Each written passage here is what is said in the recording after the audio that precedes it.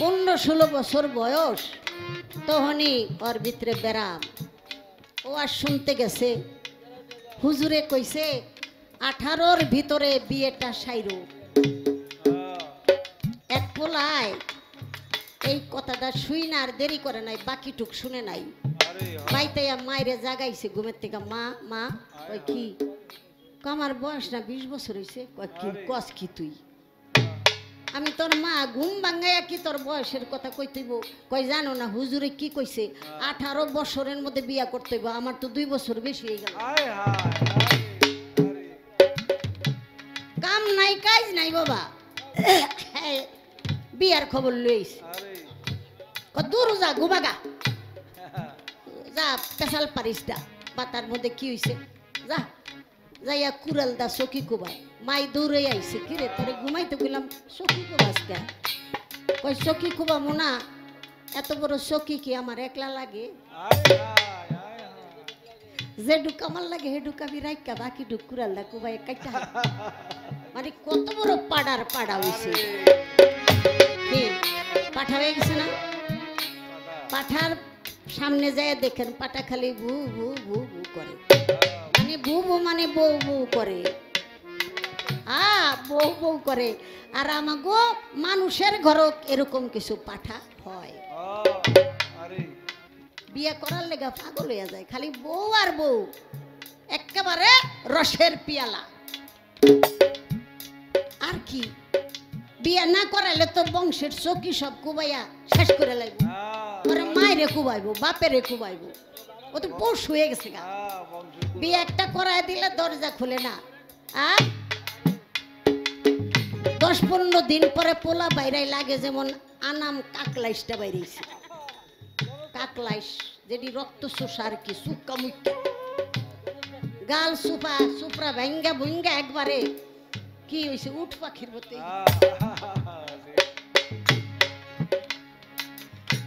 তো কি বলবো বাবা, পার্টির অবস্থা হইবটা কি? পার্টির ব্যবস্থা করতে হবে, কারণ পার্টির ব্যবানিতে পাটা তো ঠিক থাকতে পারে না। না না না, কখনোই না। ব্যবায় 3 গ্রামের মানুষের শোনে পার্টির ব্যবানি, দোষ পড়লো পাঠার। কিরে বাবান ভাই, ঠিক না? যাই হোক, এতক্ষণ আমরা কথা শুনলাম, যতটুকু আমাদের প্রয়োজন সেটা বলছি। তবে সব পালা নিয়ে সবসময় সুবিধা করা যায় না, এটা খুব কৌশল লাগে, অনেক ব্রেন খাটাইয়া তারপরে উপস্থাপনা করতে হয়। তো আমার বাবা যে হলো ঢালাও ভাবে খাটাইতেছে আর কি ব্রেন। মানে পালার যে একটা ধারাবাহিকতা, নির্দিষ্ট একটা সীমা রাখা, মাঝে মাঝে বলতে বলতে আসলে কামের তো খুব একটা সময় মানে ভিত্তি নাই। এই জন্য আলোচনা করতে করতে কাম বলতে বলতে আবার প্রেমের মধ্যে ঢুকে যায়। মানে অটো কারেন্টের মতো এক আইসা পড়ে। তা না হলে কামের পালানিয়া শিরি ফরহাদের গল্প বলার কোনো যুক্তি ছিলই না। তাহলে এখানে প্রেমের পাওয়ার দেখানো হলো, মইরে গেছে গা, ওখানে প্রেমের দোহাই দিয়া বাঁচায়া দিছে। ওই যে আরেকজন ছিল চণ্ডীদাস আর রজকিনী, চিতার মধ্যে পুরা দিতেছে, তখন যাইয়া প্রেমের দোহাই দিছে, ওই চিতার থিকাই রজকিনীর গলা জড়ায়।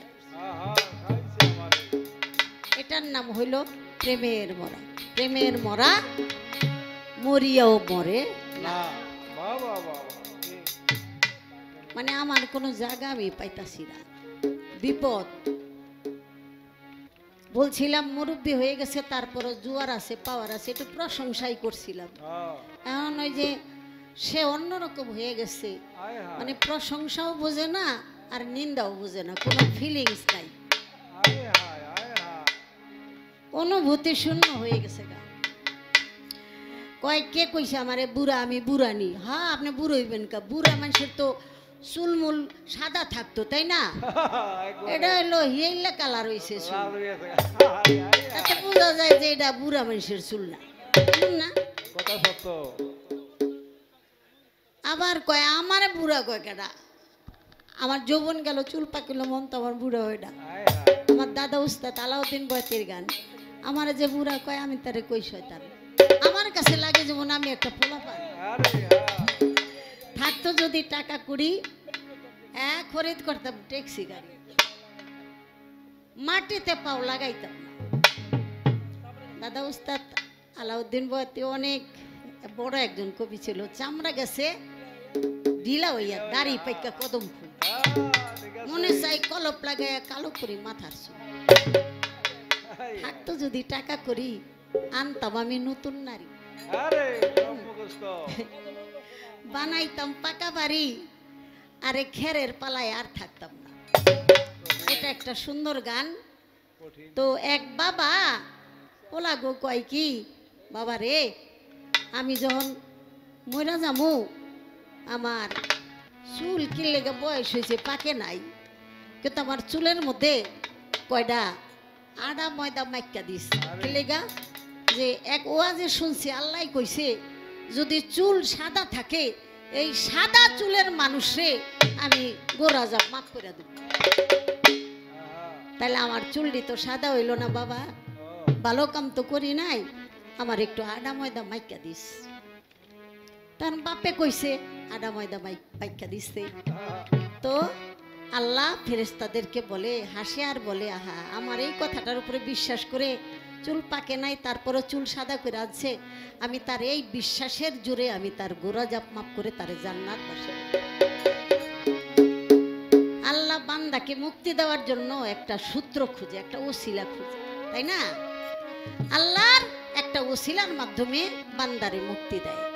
দেখেন একটা কুকুর ছানার অবস্থা, এক মেয়ে রাস্তা দিয়ে হাঁটে, তার পিপাসা লাগছে, সে পানি উঠায়া কূপের ভিতর থেকে আঁচল ভিজাইয়া পানি পান করে, পাশে একটা কুকুর ছানা পিপাসায় কাতর, ওই মেয়েটা ওই কুকুরকেও পানি পান করাইল।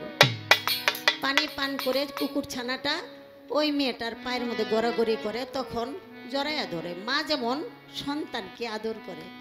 আমার আল্লাহ বলে এই মেয়েটা আসলে ছিল পতিতা, এর আমল নামায় কোনো পুণ্যতা ছিল না, কিন্তু আমার সৃষ্টির একটা কুকুর ছানাকে সে পিপাসা মুক্ত করে মাতৃস্নেহে আদর করলো, সে আমারে ঋণী বানাইয়া দিল, তাই এখন আমি তার আমল নামায় জান্নাত লিখে দিলাম। তাহলে আল্লাহরে খুশি করে নিলে গায়ে এত আবাদতের অত বোঝা বোঝা লাগে না। হ্যাঁ, ঠিক মতো একটা কাজের মাধ্যমেই আল্লাহকে পাওয়া যায়, আল্লাহকে খুশি করা যায়। তো একটা গান আমি রাখি, এবার কঠিন প্রশ্ন জিজ্ঞাসা করছে, আমার জবাব দিতে হবে। তা যেই প্রশ্ন আমার জিজ্ঞাসা ছিল, 90 জন স্ত্রীর বাসরে গেলেন, তার অর্ধেক সন্তান হইল, এখানে অবশ্যই একটা কারণের বিষয় ছিল। এত কাইটটা সাইটটা বাইটটা করলে কোনো মজা নাই, সব কিছুর পেছনে তো একটা কারণ আছে, তাই না? কারণ ছাড়া একটা নবীর ঘরে অর্ধেক বাচ্চা হইল, আর কামের সম্পর্ক তো সে 90 জনের সাথেই করলো, তারপরও তো কারোর সাথে কিছু হইল না, পূর্ণাঙ্গ একটা সন্তানও হইল না। তা আমার শুধু অনুরোধ, আমারে রাগারাগি যাই করেন, কিন্তু প্রশ্নের মীমাংসাটা একটু পূর্ণাঙ্গভাবে দিলে এটা সবাই বুঝতে পারে যে এই কাহিনীটা হয়েছে। এটা আমি তো ভালো মতো বুঝলাম না যে আপনি কি কইতে চাইলেন। যাই হোক, এখন বলা ঠিক হবে না, কারণ বাবাজি আসরে নাই, আসুক তারপরে বাকিগুলি বলুন।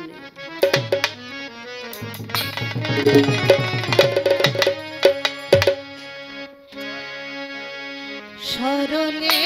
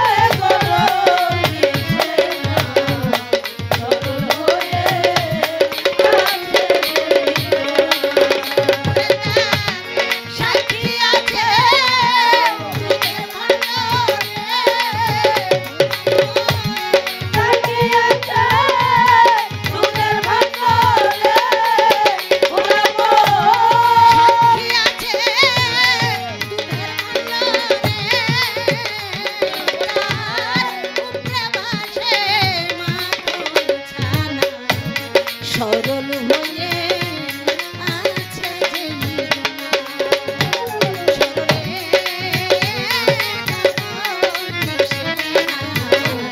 সরল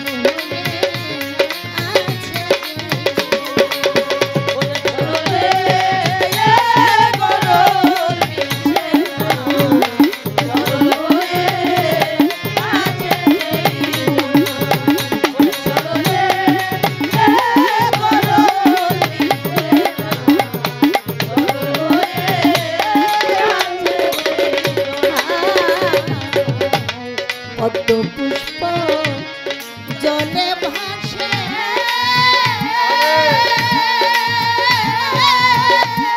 কি সুন্দর মনের উল্লাসে পদ্ম কখন জলে ডুবে পদ্ম পুষ্প জলে ভাসে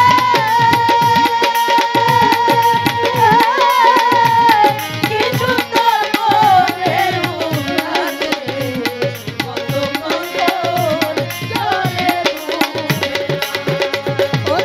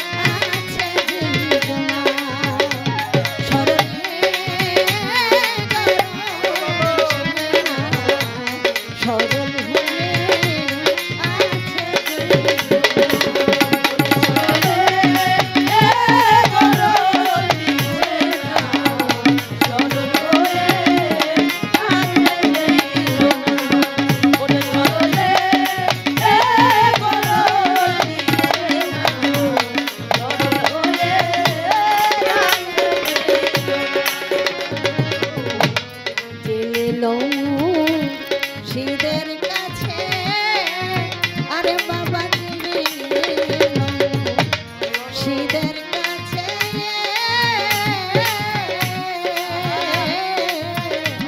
সাপের মাথায় বেনাচতেছে তবু সাপে মাথা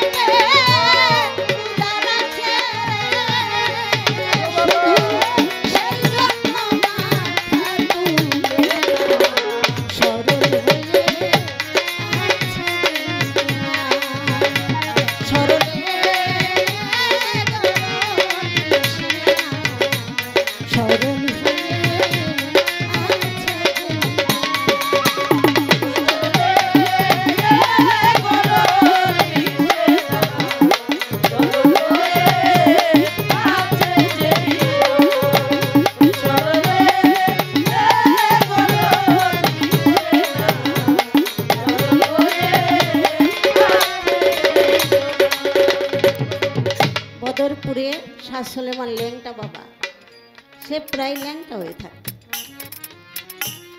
তো ওনারে ভালোবাসতো অনেক জমিদারের একটা মেয়ে তার নাম হলো নবজান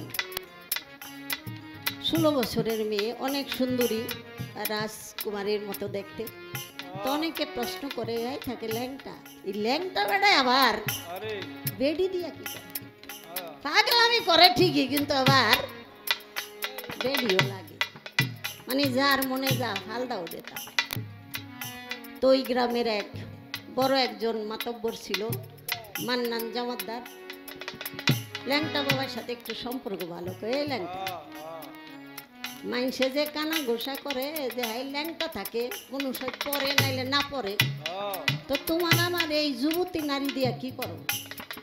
তো আমার এই ঘরে আমি ঘুমাই, এই ঘরের রাত 2টায় একটু আইসো, দেখা যায় ও কারে লইয়া ঘুমাই। রাত 2টা বাজে ওই মান্নান জমাদার গেছে, যাইয়া দেখে কি বাবা, মান্নান জমাদারের মাই শুয়ে রয়েছে, ওখানে কোনো লজ্জান নাই। 20 বছর আগে মান্নান জমাদারের মায় মারা গেছে, সেই মাই রেলইয়া শুয়ে রয়েছে ল্যাংটায়।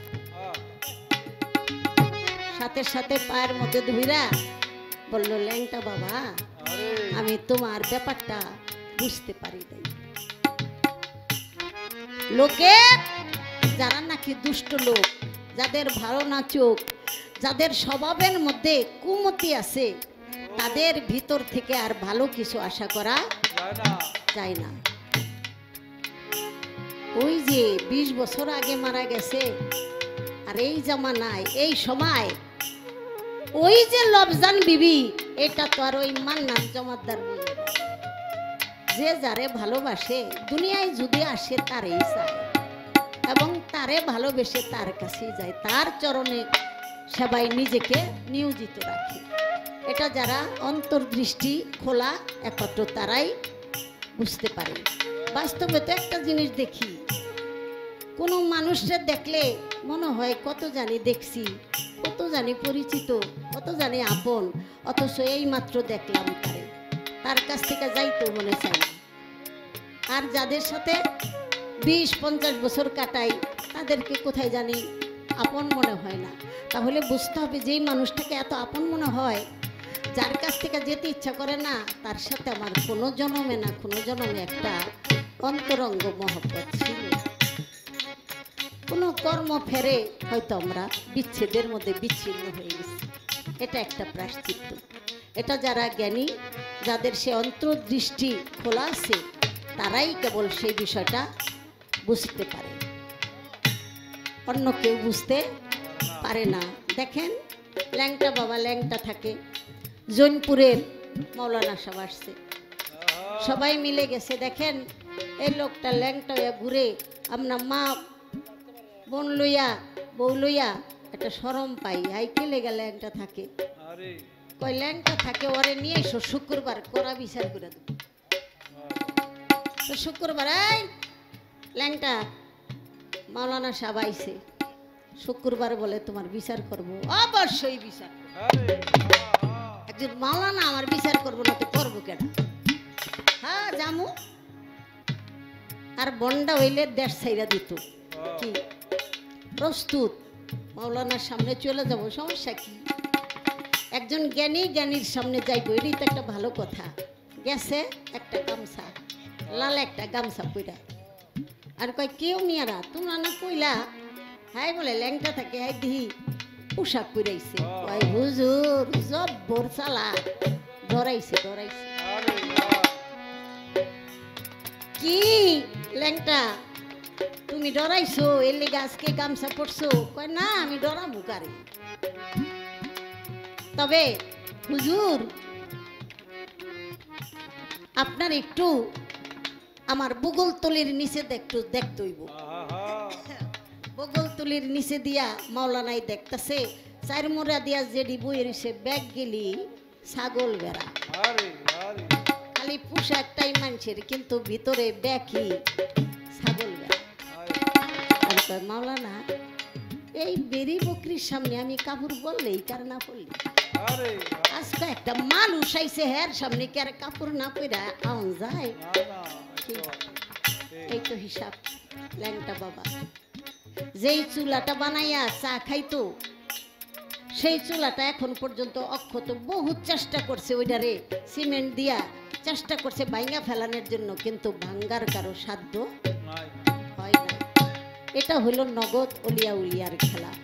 নগদ অলিয়া উলিয়ার খেলা দেখেও যারা বিশ্বাস করে না, অবিশ্বাস, আল্লাহ তাদেরকে ডাইরেক্ট কাফের বলছে। প্রকৃত আসার পরও যারা বিকৃত ভাবে, যারা কটূক্তি করে, যাদের মনে অবিশ্বাস জন্ম নেয়, তারাই মূলত কাফের। আমার রসুলকে কাফেরেরা বলেছিল আকাশের চাঁদ দুই খণ্ড করে যদি দেখাইতে পারো তাহলে মনে করব যে তুমি আল্লাহর নবী, আল্লাহর রসুল। তাকাইলো, আল্লাহ কইলো ইশারা দেন, আমি ব্যবস্থা করতেছি। দুই খণ্ড হয়ে গেল, আবার লাগলো। লাগার পরে কাফেরেরা বলল, মুহাম্মদ জবর জাদুগির তুই বেটা, তুই যদি জাদুতে প্রতিযোগিতা করতি বেটা, তুই শ্রেষ্ঠ হইতি, তুই জব্বর জাদুগির। তারা চলে গেল জাদুগির বলে। তাই আল্লাহ পবিত্র কালামে বলেছে, এরাই কাফের, এরাই কাফের, এরাই কাফের। যাদের কাছে সম্মুখে সত্য আসার পরও যারা পশ্চাৎ বরণ করে, পিছন ঘুরাইয়া চলে। তাহলে আমাদের পৃথিবীতে এরকম এক প্রকার মানুষ আছে, আল্লাহওয়ালা, আল্লাহর অলিদেরকে তারা অবিশ্বাস করে, অস্বীকার করে।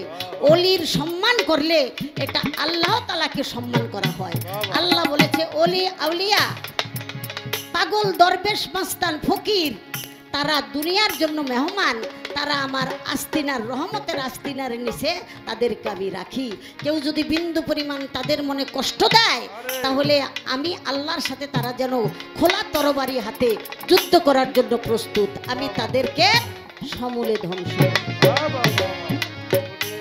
কেউ কোনোদিন সুবিধা করতে পারে না। তাই সেখান থেকে আমার সাধক শাহ সুফি আব্দুল মালেক দেওয়ান রহমতুল্লাহ আলাইহি তার বাণী থেকে এই কথাটা বার।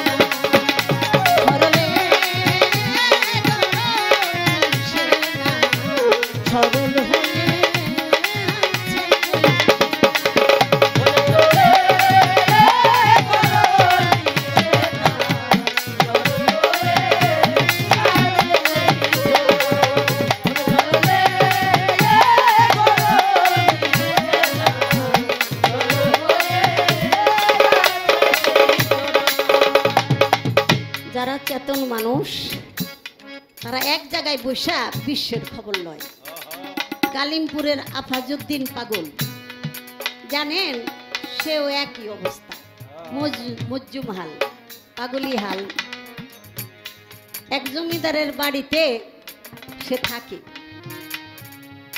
ভাঙ্গা একটা ঘর ওই হনি থাকে, তো পাশে আবার মসজিদ, বেদবি নিয়ে না বাবা, পাশে মসজিদ। এখন পাগলায় বই রইছে, এখন ইমাম সাহেব যাইতাছে, খাইয়া লই আর কাম পায় না, নামাজ পড়ে না, রোজা করে না, হেরে আবার খাওয়ায়, জমিদার খোটা দিতাছে। কি একটা মানুষের মানুষ, আমরা সবাই নামাজ পড়তে যাই আর হ্যাঁ তাই রইছে। যাই হোক, ইমাম সাহেব দাঁড়াইছে, মানে এমন একটা বেড়া, ওইটা দিয়ে আবার ওই পাগলার চেহারা দেয়া যায়। ইমাম সাহেব যখন নিয়ত করছে, ওই দিকে ফিরা দুইবার থুতু ফেলাইছে। এটা আবার ইমাম সাহেব দেখা নামাজ পড়াইব কি, হার মনটা এত খারাপ হয়েছে, খালার পাগল, নামাজ তো পড়ছি না, আবার আমার দিকে ফিরে দুইবার থুতু ফালাইলি, খারা খালি নামাজটা শেষ করি। নামাজটা শেষ করে জমিদার রে কয়, আপনার বাইতে আমি চাকরি করুম না। কে? আরে আপনি আমারে পাগল দিয়ে অপমান করাইলেন। আর জমিদার কয়, কি কয়, আমি পাগল দিয়ে কি অপমান করি? কয়, পাগল একটা বইয়া বইয়া আমার দিকে লক্ষ্য করে দুইবার সেপ ফালাইছে। করে পাগলে তো এরকম কিছু করে, ও কি আর বুঝা সুজা করে? কয় না, ও বুঝাই করে। হ্যাঁ গো, আবার গারতারা বেশি, কারণ একটু আবাদত বন্দিকে করে, একটা মুডামি ভাব আছে না, মনে জানি বেস্তের টিকেট সবসময় পকেটে কয়েকখান থাকে, নাহলে পাগলের লোকে একটা সাম দিয়ে বলেছে। পাগল তো গেছে গা, ওই পাগলের বিচার করবেন, তা না হলে আমি আপনার মসজিদে চাকরি করব। আচ্ছা আচ্ছা আচ্ছা, পাগলটা তো বিচার করতে হইব, আনতে হইব। বলতে, পাগল কবে আনলে ভালো হয়? কয়, শুক্রবার, জুম্মার দিন না মানুষ বেশি হইব, মানুষের সামনে গলায় জুতা দিয়া তারপরে অপমান করব। আচ্ছা, যদি এই কাম হয় তাহলে তো করবই। পাগল রে খবর দেন। পাগল রে কইছে, ও পাগল, ইমাম সাহেবের লোকে কি করছো? কি করছি? কয়, টের পাইবা, শুক্রবার যাইতে কইছে, তোমার বিচার করব। তাই নাকি? হ্যাঁ, তাহলে তো যাওনি লাগে, বিচার যখন করব। আসছে সবাই মিলা। এ পাগল, তুমি কি ওনার দিকে ফিরা দুইবার থুতু ফেলছো? হ্যাঁ, থুতু তো ফেলছিলাম। কেন? এই জবাবটা আমি দিব না, জবাব দিবে ইমাম সাহেব। আরে কি কয়, থুতু মারলা তুমি, আর জবাব দিবে ইমাম সাহেব। পাগলের কথা জিগাও। নিয়ত করার সময় ইমাম সাহেব দুইবার কই গেছে। বাবা রে বাবা, খাইছে। এই ইমাম সাহেব, আপনি মুসলমান, জবান জিব্রাইল, জবান জুটা হইলে জিব্বা নাপাক, নাপাক দিয়া কোনো পাক আল্লাহর ডাক আল্লাহ শুনে। কোন আপনি দুইবার কি ভাবছিলেন, কই গেছিলেন? তখন বলে, মাফ করবেন, আমার তো বাড়িতে যাওয়ার সময় হয়েছে, এর লেগা নিয়তের মধ্যে আমার দুইবার আমার বউয়ের কথা মনে হয়েছে। হ্যাঁ কইছে, হ্যাঁ লেগা দামি দুইটা শাড়ি লইয়া যেত। কি নামাজ পড়াইতে যাইয়া নিয়তে ওনার বোর কথা মনে হয়ে গেছে গা। হ্যাঁ, আবার বান্দা গোয়াবাদত আল্লাহর কাছে পৌঁছাইব কেমনে? সামনে দিয়া বোর মুখটাই তো ভুলতারে না। তখন পাগলে কয় যে ইমামের নিয়তের মধ্যে বোর কথার শাড়ির কথা মনে কইরা দুইবার ডাকা যায় শাড়ি কিনুনের লিগা, তো হেই ইমামের পিছনে নামাজ যারা পড়ে হেরা আবার কি নামাজ? এর লেগে আমার বেশি ভাল লাগে নাই। ডাকা রওনা দিছে, বোর কথা বনাইছে, আর আমার মুখ দিয়ে একটু থুতু। দেখছেন হিসাব নিকাশ?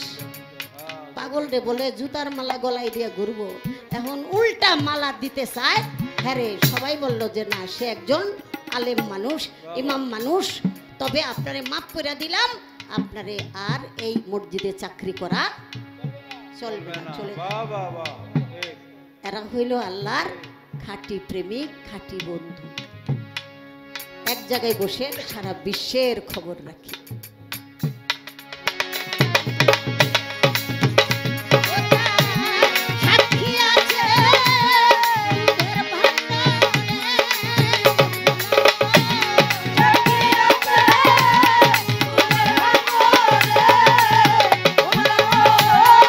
মনরে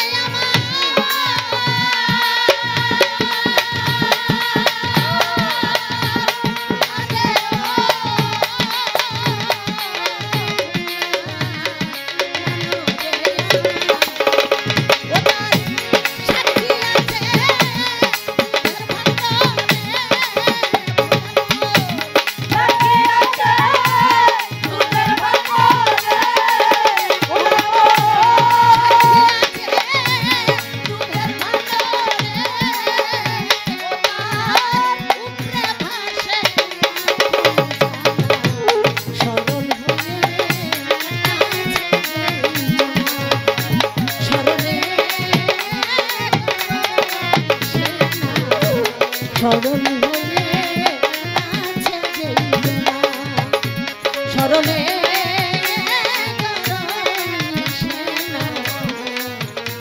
সরল হয়ে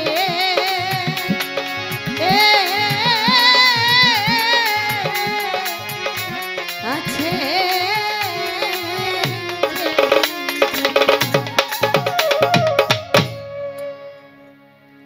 দুধের মধ্যে মাখন থাকে, মন্থন করে যখন নাকি সেটা চক্রা দিয়ে আলাদা করে ফেলে, সেই মাখন আর শত চেষ্টা করলে দুধের মধ্যে মেশানো যায় না।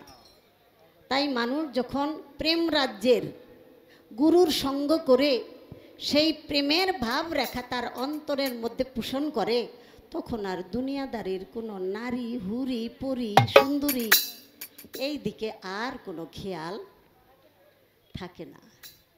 ভুরি ভুরি প্রমাণ আছে। এই যে আমার দয়াল নবীর একজন আশেক পাগল ছিল, পাগল ওয়াস করে দেখছেন, জঙ্গলের মধ্যে নির্জনে থাকে, লোকালয়ে যায় না। লোকালয়ে গেলে একজন একটা জিগাইব, আমি যে দমে দমে আমার বন্ধুরে স্মরণ করি, আমার বন্ধুর নাম ডাকতে ব্যাহত হয়ে যাবে। লৌকিকতায় বন্ধু আসে না, বসে না, পরাণ ভরে ডাকা যায় না।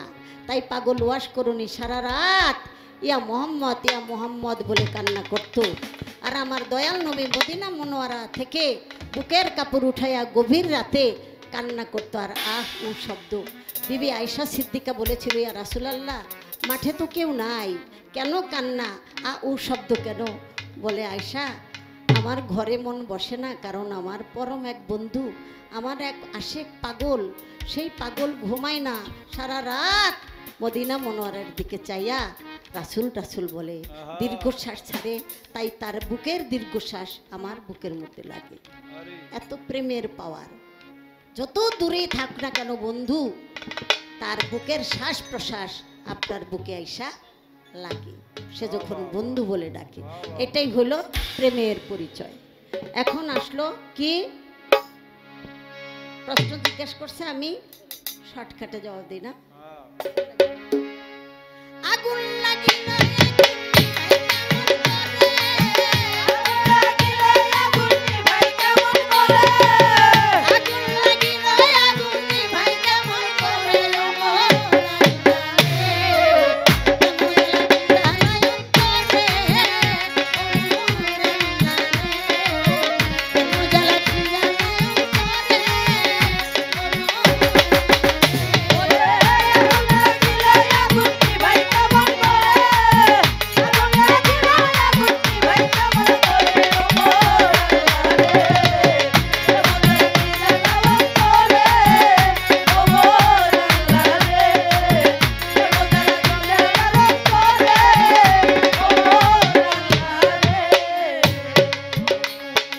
জিজ্ঞাসা করলো বাবা আমার ওই না ঠাই, তাহার জবাব আসরেতে আমি দিতে চাই। এমন একজন ব্যক্তি ছিল, অলি হইল সে, নিজে তো পরিচয় পায় না কৈশবার কাছে। আমার গাউস পাকে পরিচয়টা পাইয়াছিল তার, নিজের পরিচয় কেন হইল না তার?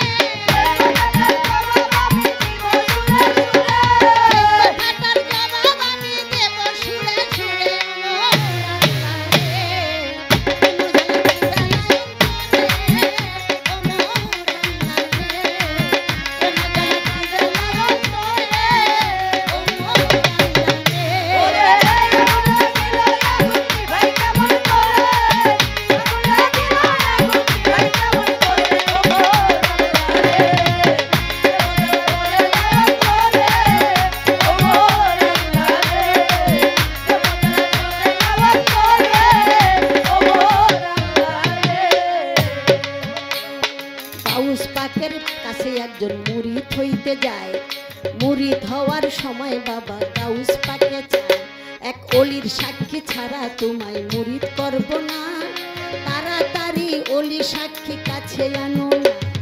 ডাক দিয়া কয় কোথায় আমি সেই অলি পাবো, অলির সন্ধানে আমি কোথায় বলেন যাব। কয় ওই তো দেখা যায় দূরে ছোট্ট কুড়ের ঘর, আল্লাহর অলি থাকে ওই ঘরের ভিতর। দেখো ঘরের ভিতর, দেখো ঘরের ভিতর, দেখো ঘরের ভিতর। সাথে সাথেই ওই ব্যক্তি তোর একটা দিল, দৌড়াইতে দৌড়াইতে বাবা ওই বাড়ি গেল। ঘর হইতে একটু দূরে দাঁড়াইয়া সে ভাই ভাই বলিয়া যখন ডাকিতে আছে, ভিতর হইতে এক ব্যক্তির সামনে হইল খাড়া। সাথে সাথে জিজ্ঞাসা করলো শুনে নরে ধারা, আপনি হইলেন আল্লাহর ওলি গাউস পাকে কয়, আপনার সাক্ষী ছাড়াই আমায় মুরিদ করবে নয় গো,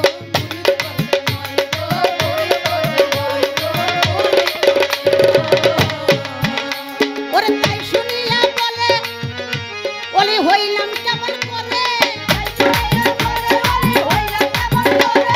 তাই শুনিয়া বলে ওলি হইলাম কেমন করে।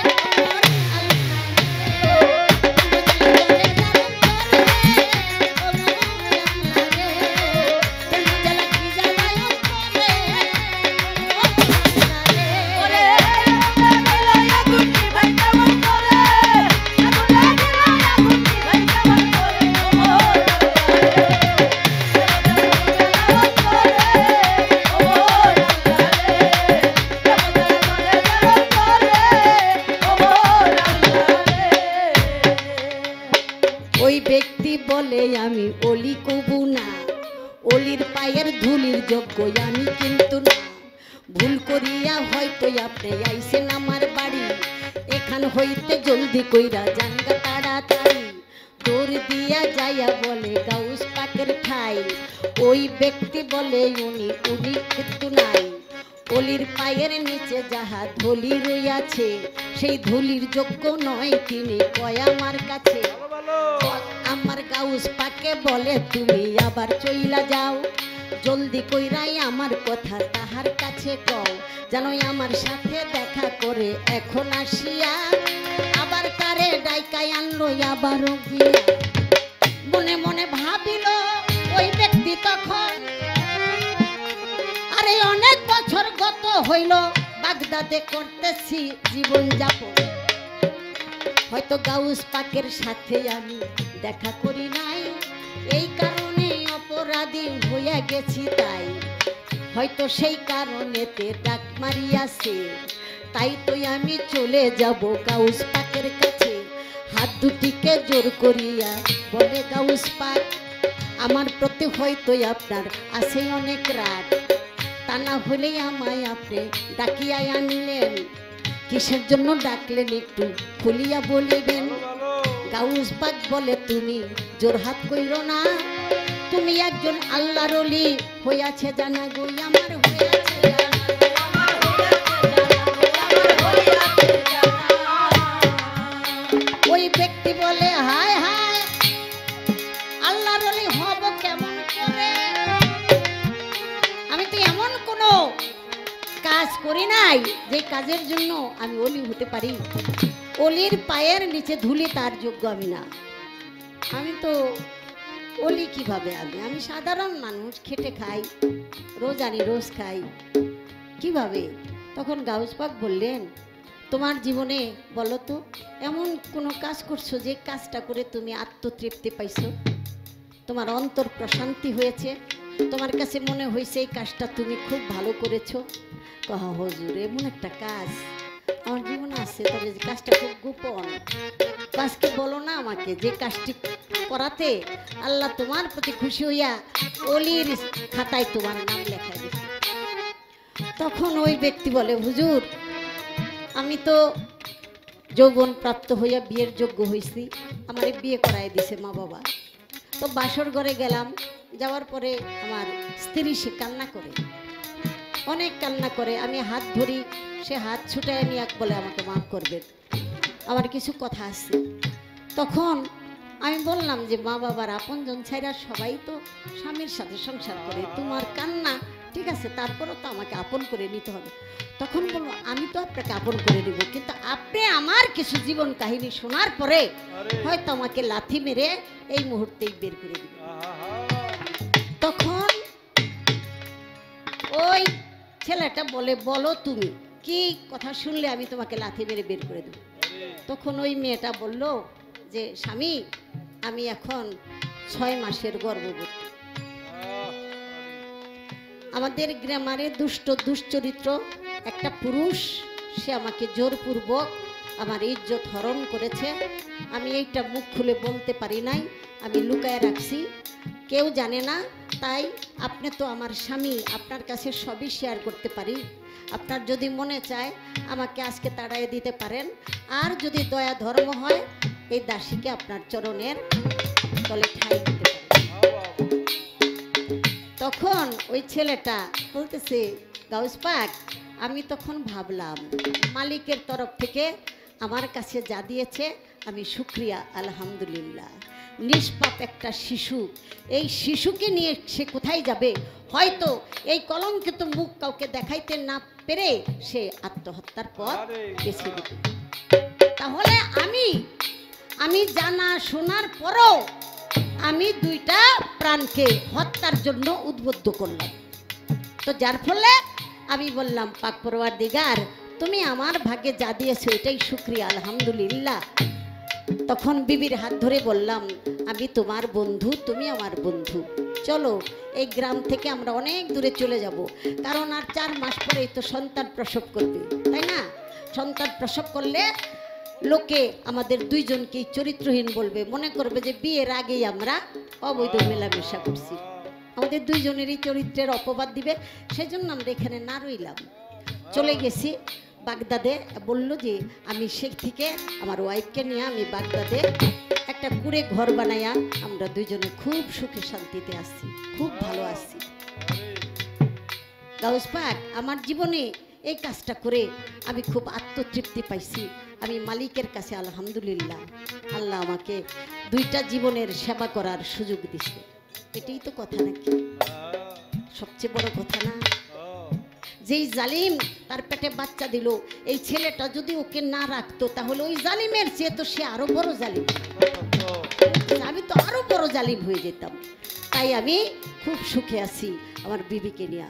তখন আমার গাউস পাক বললেন, আলহামদুলিল্লাহ, মাশাল্লাহ, যেই ত্যাগের পরিচয় তুমি দিয়েছো বাবা, যেই ধৈর্যের পরিচয় তুমি দিয়েছো, আমি গাউস পাক এই ধরনের একটা কাজ করতে পারি নাই। তাই আমার বিশ্বাস এই কাজের জন্যই আল্লাহ তাআলা তার ওলির খাতায়, অর্থাৎ প্রিয় মানুষের খাতায় তোমার নামটা লেখে। সেদিন ওই ছেলেটা আমার গাউস পাকের হাতে হাত দিয়ে বায়াত হয়ে গেল এবং তার গোলামি করল। এই কাহিনী থেকে আমাদের জীবনে ত্যাগের অনেকটা দৃষ্টান্ত চলে আসে। মানুষ মানুষের প্রতি মমত্ববোধ, মায়া মমতা চলে আসবে, এটাই তো কথা। সৃষ্টির একটা মানুষকে যদি সেবা করার সুযোগ হয়, এর চেয়ে বড় ধর্ম আর কিছুই থাকতে পারে। আশা করি আমি আবার কথার জবাবটা দিলাম।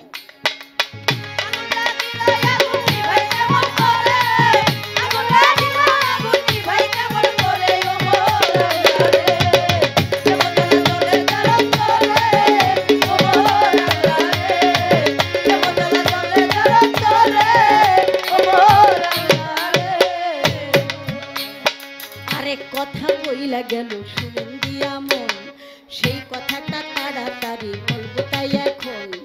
গুরু বলে আমার বাড়ি তাড়াতাড়ি আও, বিবি বলে তাড়াতাড়ি আমার সাথে রও। কি করিবে ওই ছেলেটাই আমারে বলিল, এই কথাটার জবাব বাবা কি বা আসলো। আমি বলছি বউ আর স্ত্রী, ভালো কাম নষ্ট করার মিস্ত্রি, এগো দিয়ে কোনো ধর্মকর্ম হয় না। যেই ছেলেরা কি বলবো বাবা 15-16 বছর বয়স, তখনই ওর ভিতরে বেরাম। ও আর শুনতে গেছে হুজুরে কইছে 18-র ভিতরে বিয়েটা সাইরো। এক পোলায় এই কথাটা শুই না আর দেরি করে নাই, বাকিটুক শুনে নাই। বাইতে মায়েরে জাগাইছে ঘুমের থেকে, মা মা কই কি, আমার বয়স না 20 বছর হয়েছে। কয় কি কস কি তুই, আমি তোর মা, ঘুম ভাঙ্গাইয়া কি তোর বয়সের কথা কইতেইব? কই জানো না হুজুরে কি কইছে, 18 বছরের মধ্যে বিয়া করতে হইব, আমার তো 2 বছর বেশি হয়ে গেল। কাম নাই কাজ নাই বাবা, বিয়ার খবর লইস, দূর যা ঘুমাগা, যা পেশাল পারিস দা, পাতার মধ্যে কি হইছে, যা যাইয়া কুড়াল দা সখী কুবাই। মাই দৌড়ে আইছে, কিরে তোরে ঘুমাইতে গেলাম, সখী কুবাস কে? কই সখী কুবামো না, এত বড় সখী কি আমার একলা লাগে? যে ডুক আমার লাগে হে ডুক আমি রাইকা, বাকি ডুক কুড়াল দা কুবাই কাইটা। মানে কত বড় পাড়ার পাড়া হইছে, কি পাঠা হয়ে গেছে না? পাঠার সামনে যায় দেখেন, পাটা খালি ভু ভু ভু ভু করে, মানে বউ বউ মানে বউ বউ করে, বউ বউ করে। আর আমাগো মানুষের ঘরও এরকম কিছু পাঠা হয়,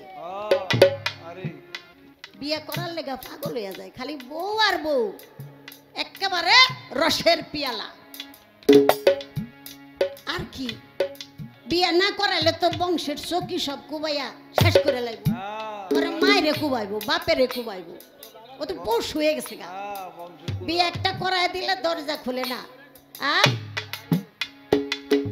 10-15 দিন পরে পোলা বাইরাই লাগে, যেমন আনাম কাকলাইসটা বাইরেছে, কাকলাইস যেটি রক্ত শোষা আর কি, সুক্কা মুক্কা গাল সুপা সুপরা ভেঙ্গা ভুঙ্গা একবারে কি হয়েছে, উঠ পাখির মতো।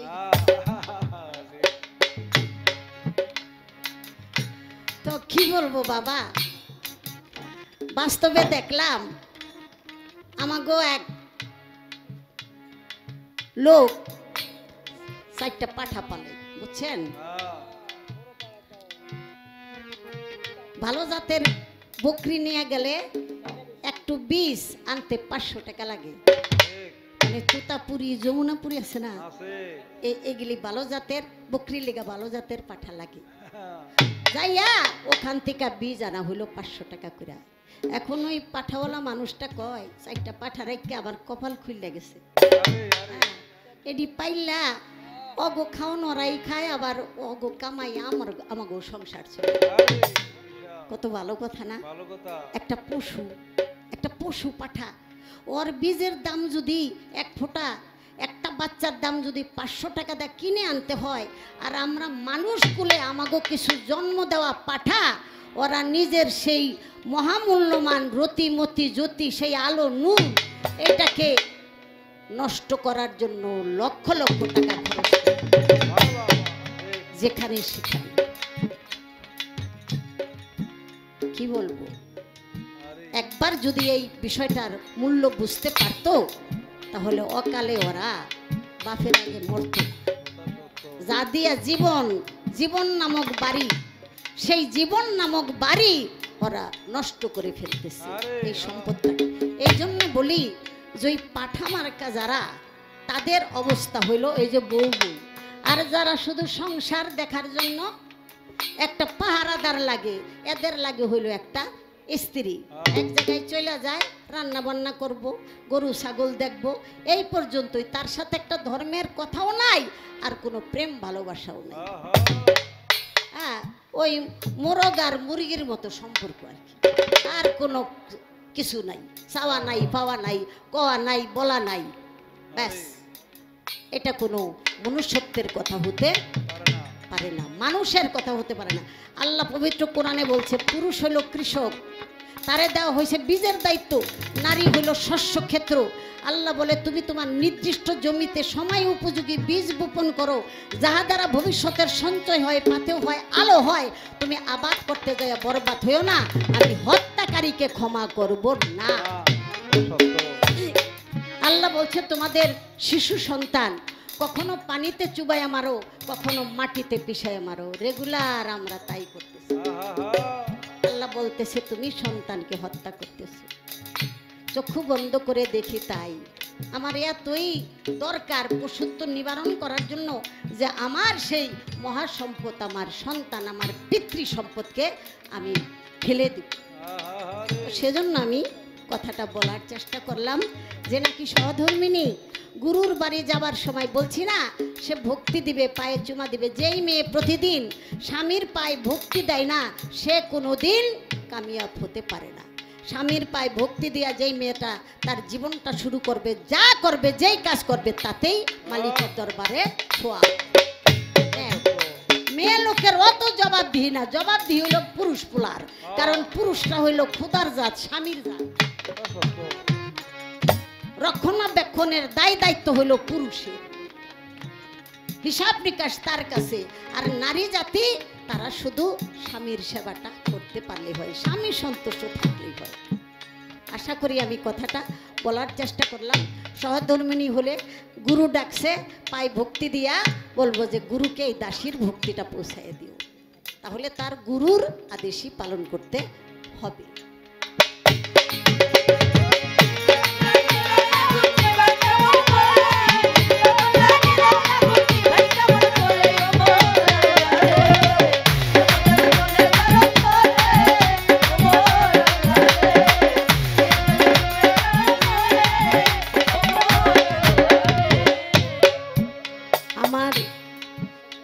এরশাদ ভাই বসে আছে,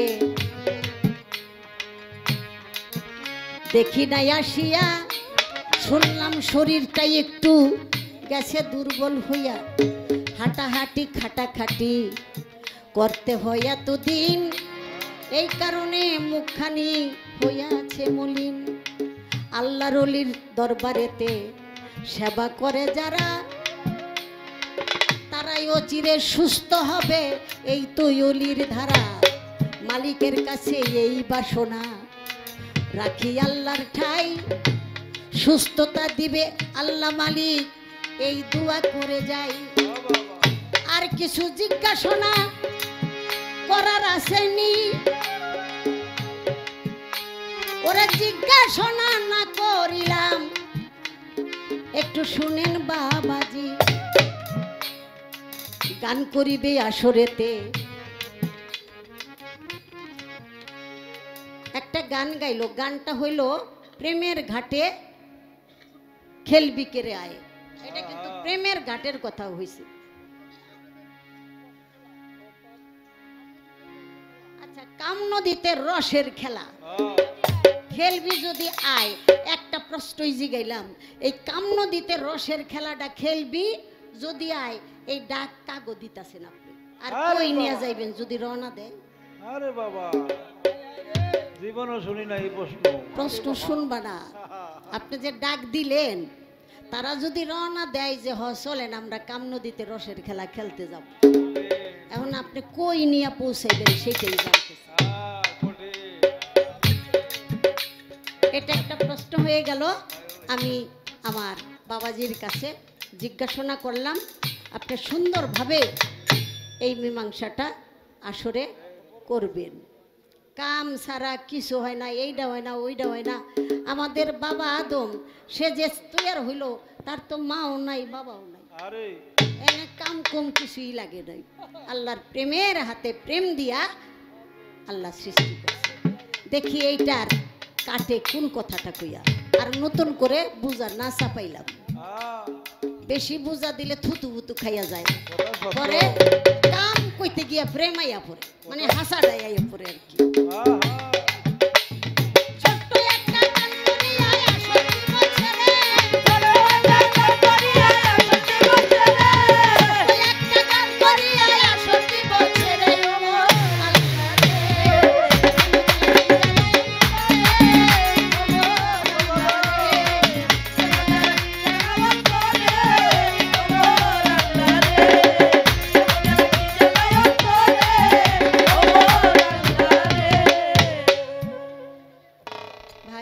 বলবেন?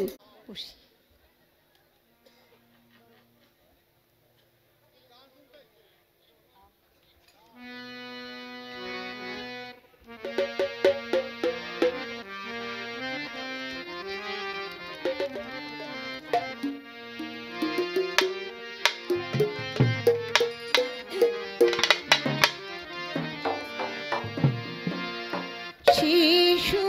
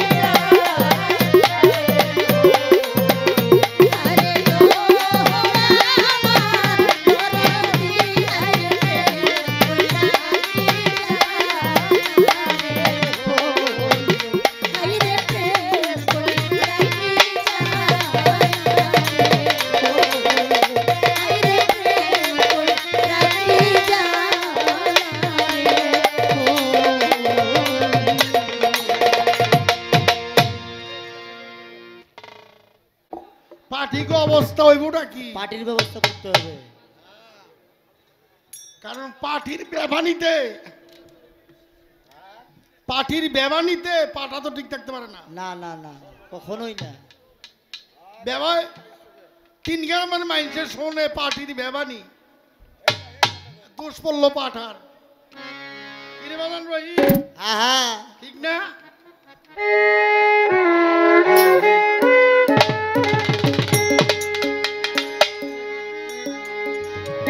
আমি কি যে করি ভেবে মরি,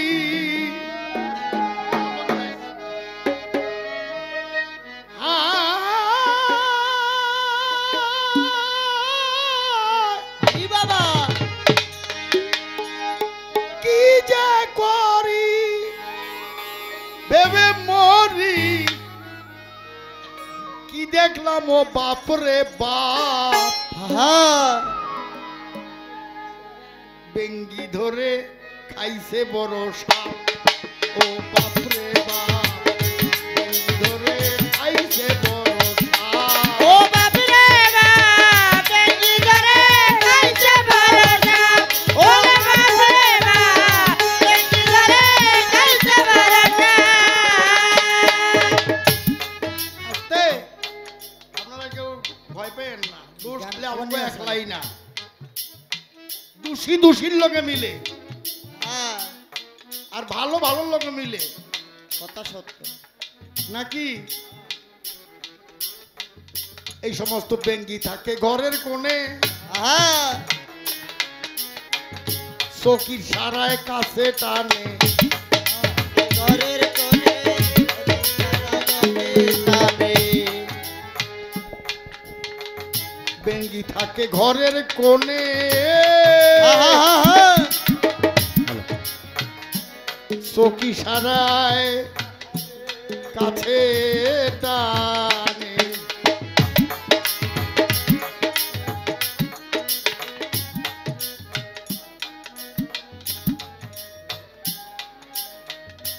বেঙ্গি খবর পাইলে কাছে এনে, এ খবর পাইয়া কাছে গেলে।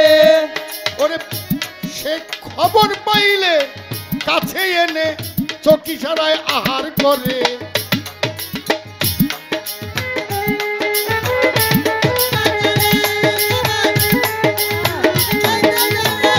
বাজারে বেঙ্গি ধরে খাইছে সাপেরে।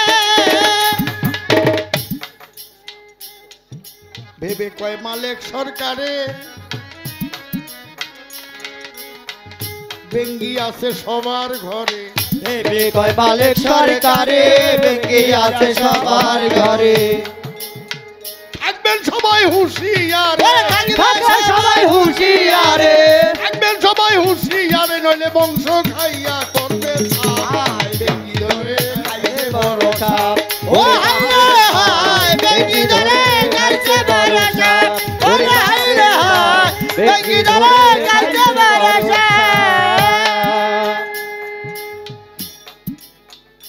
এই প্রথম আসরে একটা কথা রয়ে গেছে, আর দ্বিতীয় আসরে আমার মাথার চুল হইল লাল, মেহেন্দি দিছি মেহেদি, আমি মেহেন্দি দিছি এই জন্য এটা খুব খারাপ হয়ে গেছে। আর ওনারা যে চেকআপ করে, চেকআপ না মেকআপ, আরে বাবা রে বাবা, এইটা এই তো নিজে একলা করে করে লোক যে তিন চারটা আনছে এগুলিও করে, আহা, এগুলো করে মাইন্ডসেটে দে হাই চেকআপ মেকআপ। আমার এটার দোষ হয়ে গেছে গা, কেমনে মুখ সরাইয়া কথা কয় পাঠা। এই কেটা বলে চকি কোবায়, হ্যাঁ, আমাকে বাইতে এসব না, যে কয় হ্যাঁ এই করে কিনা, যে যা খায় তাই তো কয় নাকি? ল্যাংটা বাবা, আমি গানটা গাইলাম জলদি খাল লেখা গান। কাম নদীতে রসের খেলা খেলবি যদি আয়, যদি কাম নদীটা লইয়া যায়গা নেগা, আমি তো, তুমি তো আমার মা, বাপ ডাকাই তো ভুল পাইবে না। বাপটা কেউ গুল ভাই মানা আহা আমার এই যে বেলতলি ল্যাংটা সুলেমান কেবলা ল্যাংটা থাকতো হাজার হাজার মেয়েদের সামনে থাকতো সমস্যা ছিল না কেন ছিল না কামগুরু তার পক্ষে ছিল কামগুরু তার পক্ষে ছিল ওটাকে সে বাধ্য করছে তাই শ্রী ফরহাদের কথা বললাম কয় প্রেমের কথা কয় আরে বাবা রে প্রেমের বাড়ির পাশে হইলো কামের বাড়ি কামের বাড়ির পাশে হইলো প্রেমের বাড়ি তাই পার্শ্ববর্তী বাড়ির কথা না কয়ে কি কার কথা কমু আহা এটা কি কয় কি কো সরলে গরল মিশে না তো সরল মিশবো কই গরল ছাড়া সরলের জায়গা আছে কই প্রেম আর কাম পাশাপাশি তাইলে প্রেমের পরিচয় দিতে হলে কামের কথা লাগে কামের পরিচয় দিতে হলে প্রেমের কথা লাগে লাগে সেই জন্য ওই যে নাকি আপনি একেবারে বেশি বুঝেন নাকি এরম বুঝে পারছেন আপনার সে বুঝুন না কেউ আর নাই বুঝতে বুঝতে তো বুঝা গেছেন গা হ্যাঁ মানুষে কাম করতে করতে তামকের ডিব্বা হয়ে গেছে গা আর উনি টিনের ডিব্বা হয়ে গেছে গা হ্যাঁ পৃথিবীতে নারী এবং পুরুষ কবি বলেছে যা আছে কল্যাণকর তা অর্ধেক নারী আর অর্ধেক নর তাহলে ভালো অর্ধেক নারী মন্দ অর্ধেক নারী ভালো অর্ধেক পুরুষ মন্দ অর্ধেক পুরুষ তার মধ্যে মেজরিটি পার্সেন্ট যদি একটু যায় তাহলে নবুয়ত পাইছে বেশি হইলো পুরুষরা হ্যাঁ বেলায়েত পাইছে বেশি পুরুষরা মেয়েরা পায় নাই কেন কাম যেখানে বেশি প্রেমও সেখানে বেশি বেশি বেশি কাম যেখানে নাই প্রেম সেখানে নাই নাই আমাদের উভয় দিক দিয়া খেয়াল রাখতে হবে তাই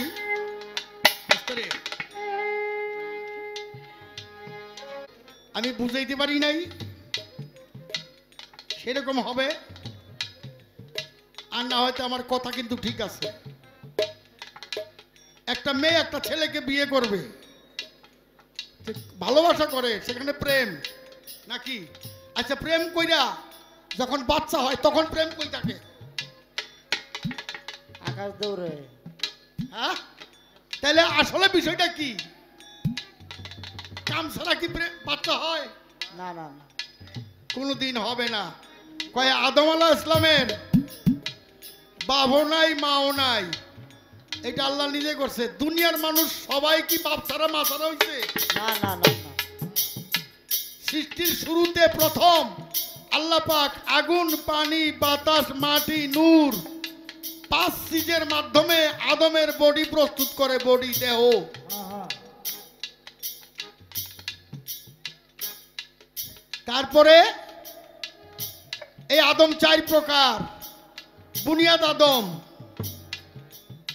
খাকেল আদম সুফি আদম আদি আদম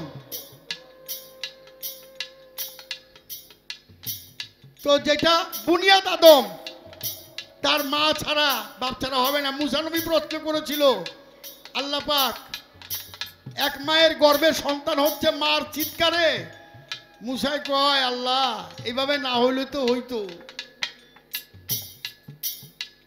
আল্লাহ কয় ঠিক আছে তুই নদীর পাড়ে যা নদীর পাড়ে গিয়ে একটা গাছ গাছের পাতা পড়ে পানিতে কুমিরে খায় উপরে পরে বাঘে খায় কারণ পালন কর্তা নাই সংহার কর্তা আছে তো মা আছে বাবা আছে বিধায় আমি মালিক সরকার বাইসে আছি মায়ের বুকের দুধ খাইয়া বাবা কিছু করে নাই এই শীতের দিন আস্তে রে শীতের দিন শীতে যখন কাঁপতেছিলাম বাবা তখন দেখা কইল পয়সা নাই বাবা তখন একটা রিক্সা লইয়া সারা দিন রিক্সা চালাইয়া সন্ধ্যার সময় আমার জন্য গরম কাপড় নিয়া গায়ের মধ্যে সকালবেলা পরাইয়া দিছে অথচ বাবার গায়ে একটা গেঞ্জিও ছিল না, তারপরেও বাবা খুশি যে আমি আমার ছেলের দিতে পারছি আরে গরম কাপড়টা। তাইলে যদি বাবা না থাকতো তাহলে আমার কেনা দিত? ঈদের দিন বড় জোর কইরা কইছিলাম আমার বাবা আমার জন্য কাপড় আনবো, লাল পিরান আনবো, লাল জুতা আনবো। বাবা শুই না, টাকা নাই হাতে। বাবা তখন সারা রাত সারা দিন রিক্সা চালাইয়া আমার জন্য লাল পিরান লাল জুতা নিয়ে গেছিল। হ্যাঁ সকালবেলা আমার গায়ে পরাইয়া দিয়া, গোসল করাইয়া পরাইয়া দিয়া 10 টাকার নোট বাইর করে দিয়া কপালের মধ্যে চুমা দিয়া ছেড়ে দিল। আরে আমি ঈদের মাঠে গেলাম, বাবা পিছন দিকে তাকায় রইল, অথচ বাবার গায়ে একটা গেঞ্জিও ভালো ছিল না, তারপরেও বাবা খুশি আমি আমার ছেলেরে দিতে পারছি। হ্যাঁ হ্যাঁ হ্যাঁ তা যদি বাবা না থাকতো তাহলে এটা কেনা দিত? কেউ দিত মা যদি না থাকতো তাহলে কেনা খাওয়াইতো? মানে কেউ না। তাইলে সমস্যাটা কি? হক কথা বলতে চাই না, খালি দোহাই দেয় কোরআনের। কোরআন কি আমরাও কিছু জানি না? গান বাজনা যখন করি তাহলে কিছু জানি? অবশ্যই। শুধু সন্তানই মা বাবার কাছে ঋণী? মা বাবার ঋণী আছে। জন্ম দিয়া যদি পিতৃ অর্থাৎ বাবা যদি বাবার যোগ্য কাজ না করতে পারে, বাবাও সন্তানের কাছে ঋণী। হ্যাঁ হ্যাঁ হ্যাঁ এখন আমি মায়ের কাছে ঋণী, দুধ খাইছি, আমি ঋণ শোধ করতে পারলাম কিনা এটা প্রশ্ন। মা শোধ করতে পারছে কিনা সন্তান জন্ম দিয়া? এখন মা ঋণী কোথায়? মাও ঋণী আছে, কথা সমাজে নিবে না, কারণ ওই যে শুনতে শুনতে মানুষ অভ্যস্ত হয়ে গেছে গা। এই জন্য যার জন্য বললাম না। তাই একটা কথা হলো কি শুনেন আস্তে, কাম প্রেম। কথা কইেন না। খাজা বাবা 90 বছর কালে বিয়ে করে, আবার সেই ঘরে সন্তান হয়েছে না? হ্যাঁ হ্যাঁ বড় বীর 49 জন ছেলে মেয়ে হয়েছে। আমার রাসূলের 4টা ছেলে 4টা মেয়ে, 14 জন বিবি ছিল তার। সেখানে কি কাম ছিল না? অলি আল্লাহর ঘরে সন্তানাদি হয় নাই? হইছে হইছে। সমস্যাটা কোথায়? এখন এইটা আপনি কইবেন ল্যাংটার বেলায় ঠিক আছে, আমার বেলায় ঠিক নাই। কারণটা কি? আমার সম্বন্ধে কি জানেন আপনি? হ্যাঁ আরেকজনের সম্বন্ধে কি জানেন? তাহলে জানার মধ্যে এইটুকুই যে ভালো সবাইরই মনে করে সে ভালো, ভালো, আর যে খারাপ সে মনে করে আমার মতো মন্দ। সবাই। ওই যে সারা চুরি করিয়া যাইতাছে, কিছু আর ভাইটাই নাই, দেখা যায় হুজুরে গোসল করতে নামছে, হুজুরের কাপড় চোপড় লয়ে গেছে গিয়া পড়ছে, পইরা যাইতাছে। তে ওই হুজুরে দেখা যায় ওইটা কাপড় নাই, নামাজ পড়তে যাইব সময় নাই, কাপড়ও নাই, যাইব কেমনে, বয়ে রয়েছে। আর এই নকল হুজুর তো যাইতাছে, এরে দইরা ফেলাইছে, আইয়েন নামাজটা পড়াই দিয়া যান। ও বেটা আমি চোর, আমি তো জানি না এটা কেমন হইল। কয় হুজুর দেরি করেন না, এভরেন। তাহলে গিয়া তো হ্যাঁ দাঁড়াইছে, ইমামতি করবো দে মসজিদের ভাঙ্গা। কয় সুরা জানি না, কেরাত জানি না, আল্লাহু আকবার। আমিও গেছি, তো গো খাইছি। আরে ভাঙ্গা বাবা। মসজিদ ঘর, আল্লাহু আকবার। হ্যাঁ হ্যাঁ ভাঙ্গা বেড়াটা বাইরিয়া দিছে দৌড়। এরকম করলে তো হইব না রে বাবা, জীবনেও না। না। একটাই জিনিস কারো জন্য ঠিক, কারো জন্য ঠিক না না, তাই বলে ওইটাকে খারাপ বলা যাবে না। হ্যাঁ, মালেক সরকার গান খারাপ গায়, এইটাই সত্য। মালেক সরকারের বানা গরম যাইব না, কিন্তু গান খারাপ না। হ্যাঁ ভালো গানটাকে আমি ভালো করে গাইতে পারলাম না, এটা আমার ব্যর্থতা, সেই জন্য গান খারাপ না। এই কাম আল্লাহ কাম, সৃষ্টি করছে কাম, স্রষ্টা কাম, অলি আল্লাহ কাম। আমি বলি না, সাধকরা কয়। দরবেশজি লালন সাইজিও অনেক জায়গায় প্রমাণ দিছে, যার নাই ইন্দ্রিয় শক্তি তার নাই ভগবানের ভক্তি। ভক্তি। তাই প্রশ্নটা করছিলাম, বড় সুন্দর জবাব দিছে। দেখছেন নি, বিয়ার রাত্রে গিয়া স্ত্রী বলল যে আমার গর্ভের সন্তান আপনার না, আরেকজনের সাথে। সে এটা মাইনা নিল। এটা কই থেকে হইছে? কামে হইছে না? অবশ্যই। তাহলে এই জন্য সেই বেটা অলি হইছে না? মূল বিষয়টা কি? মূল বিষয়টা লই যাই। এই জন্যই আমি সেই এই ফরহাদের হিস্ট্রি টানছি। ফরহাদ মারা গেছে, উদ্দেশ্য কি? উদ্দেশ্য ছিল হইল সিঁড়ি। সিঁড়িটা কি প্রেমিক না কামুক ছিল? উদ্দেশ্য কি ছিল তাদের? আমার কাজটা এখানে ছিল। এখন আপনি এটা নিয়ে তলে হাত, উপরে হাত। তলে হাত দিব না কেন? মানুষের পাও তো থাকে তলে। আমার মা, আমার বাবা, আমার গুরু, এদের পাও তো তলেই, হাত তো দিতেই হবে। হ্যাঁ, এই আশা করি রাত্র অনেক 12টার কাছাকাছি হয়ে গেছে গা। ও, আমি জবাবটা দিছি, সেটা ছিল হইল সুলাইমান নবী। তার 1000 একজন বিবি ছিল, 1000 একজন বিবি ছিল। পরীর রানী ছিল সবচেয়ে বড়, হ্যাঁ, বিলকিস নাম ছিল তার। সুলাইমান নবী চাইছিল না সন্তান হোক, কিন্তু চাইছিল সে। এই জন্য সন্তানটা অর্ধেক হয়েছে, কারণ শুধু রজে হয়েছে, বীজে হয় নাই। এইটা আপনি কি কইছি? তার মানে আপনি জুই তুই তো কইলে প্রেমের কথা না? হ্যাঁ, খুব জুত লাগতো এটা। ও আমি সারা রাইতেও কম না। কমু না। আমি জানি রজের মালিক বাবা, বীজের মালিক বাবা, রজের মালিক মা। হ্যাঁ, শুধু রজেই সন্তান হয় না, শুধু বীজেই সন্তান হয় না, দুইটা সমান নয়। এই হলো বিষয়টা। আর নিয়ত থাকতে হবে দুইজনেরই, দুইজনেরই নিয়ত থাকতে হবে। মা হতে চায় বাবা, বাবা হতে চায় বাবা, হ্যাঁ, দুইজনেরই দুইটা ভাব থাকে, তাই হয়। যাক, এই কথাই শেষ। ও, আপনি আজকের থেকে তো আমার চিনেন না, ছোটবেলার থেকে আপনি আমার চিনেন। হ্যাঁ, বয়স আপনারও বেশি হয় নাই, আমারও বেশি হয় নাই। খুব একটা না।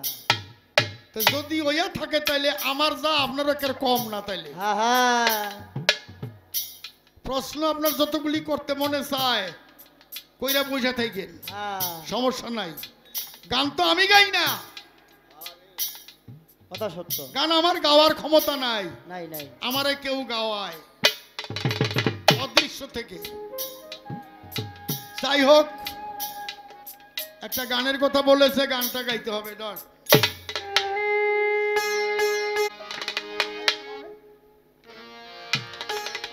হ্যাঁ, হ্যাঁ,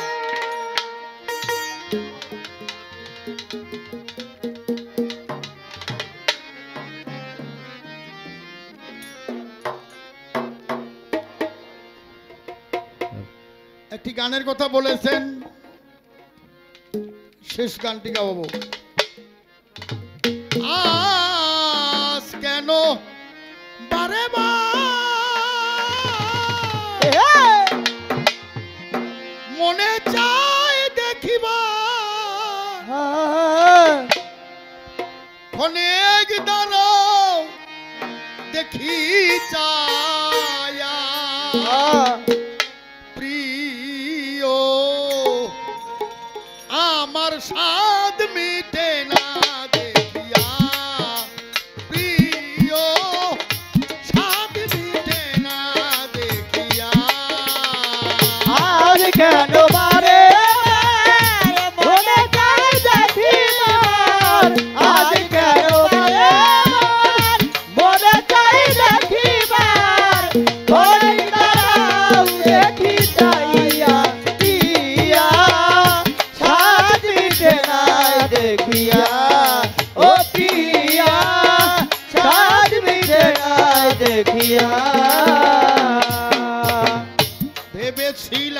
অন্তরে জন্ম জন্মান্তরে রাখিব তোমারে হৃদয়ে বাসরে। ও ভেবেছিলাম অন্তরে জন্ম জন্মান্তরে রাখিব তোমারে হৃদয় বাসরে।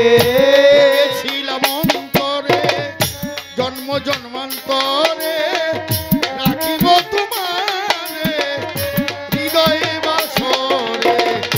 তবু যদি চলে যাও একটিবার কয়া যাও, তো যদি চলে যায় একবারে কয়া যাও। তবু যদি চলে যাও একটিবার কয়া যাও। আবার কি আসিবে তুমি ফিরিয়া প্রিয় আজ মিটে না দেখিয়া। ও প্রিয় সাদ মিটে না দেখিয়া, ও প্রিয় সাদ মিটে না দেখিয়া, ও প্রিয় সাদ মিটে না দেখিয়া। দিব না গো বাধা অভাগিনী রাধা, তবু নামে গালা রেখেছি গাথিয়া। ও দেব না গো বাধা অভাগিনী রাধা, তব নামের মালা রেখেছি গাথিয়া। দিব না গো বাধা অভাগিনী রাধা, তবু নামে মালা রেখেছি গাথিয়া। সেই মালা নিয়ে যাও রূপের স্মৃতি দিয়ে যাও। সেই মালা নিয়ে যাও রূপের স্মৃতি দিয়ে যাও। ও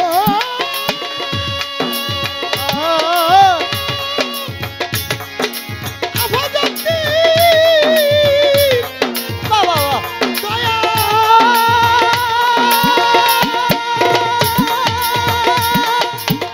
সেই মালা নিয়ে যাও রূপের স্মৃতি দিয়ে যাও। সেই মালা নিয়ে যাও রূপের স্মৃতি দিয়ে যাও।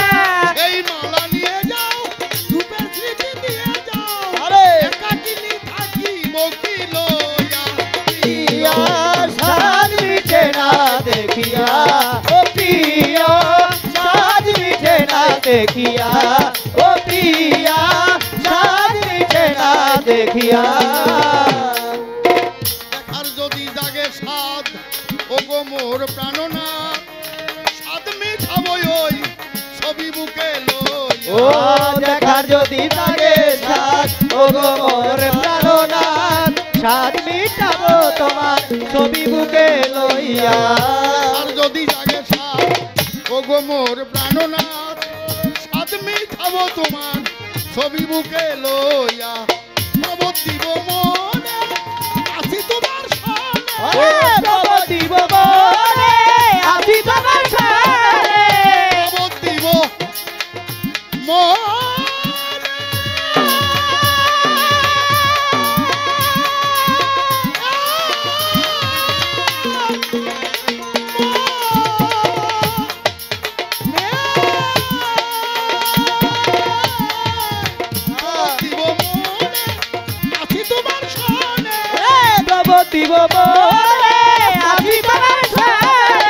প্রবতিব বনে আসি তোমার সামনে। বলি হরি সাদ মিটে না দেখিয়া, ও প্রিয় সাদ মিটে না দেখিয়া, ও প্রিয় সাদ মিটে না দেখিয়া। আস্তে শোনেন বাবাজিরা, আসলে এখানে আবার আসবো, এই মঞ্চে গান গাবো, আপনাদের চরণ পাশে দাঁড়াবো, ভাবতেই পারি না। তো আল্লাহ রাখছে, তাই হয়তো আপনাদের সাথে আবার সাক্ষাৎ নাও হতে পারে। তাই আমি আমার জীবনের শেষ গানটি গেয়ে চলে যাব এখান থেকে।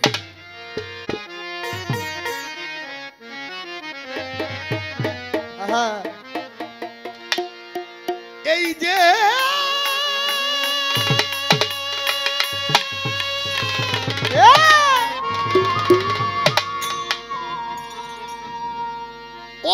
সূর্য লাল হয়েছে,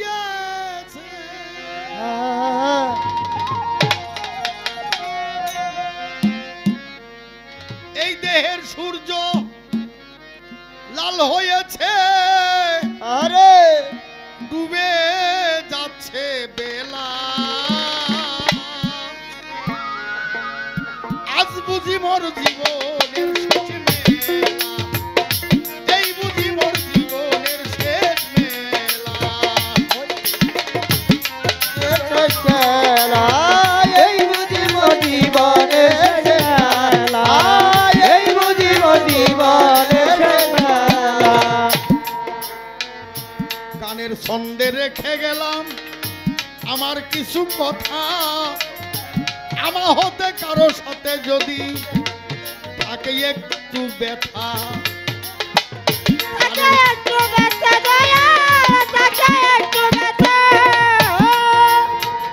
গানের ছন্দে রেখে গেলাম আমার কিছু কথা,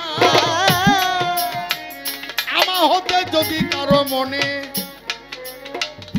থাকে একটু ব্যথা, দিও ক্ষমা করে বলি দুই হাত ধরে, ক্ষমা করে দিও দুই হাত ধরে, দিও ক্ষমা করে বলি দুই হাত ধরে, এখন আমার বিদায় নিবার পালা, এই বুঝি মোর জীবনের শেষ মেলা, এই বুঝি মোর জীবনের শেষ মেলা, এই বুঝি মোর জীবনের শেষ মেলা। আমার সঙ্গের সাথী যারা ছোট অনেকেই তো গেল, আমার যাওয়ার পালা বুঝি এবার ঘনিয়ে এলো, ও দয়াল ঘনিয়ে এলো, দয়াল ঘনিয়ে এলো।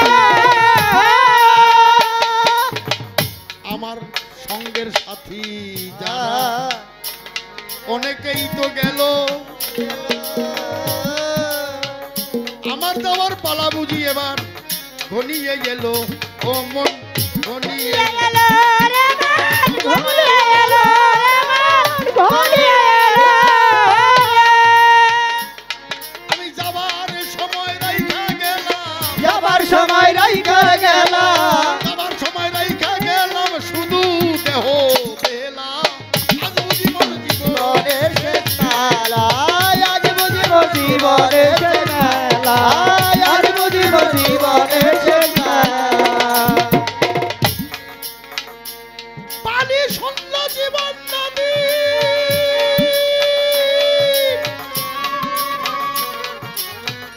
পড়েছে এক চর, এক এক করে উড়াই আমার সব হইয়া গেছে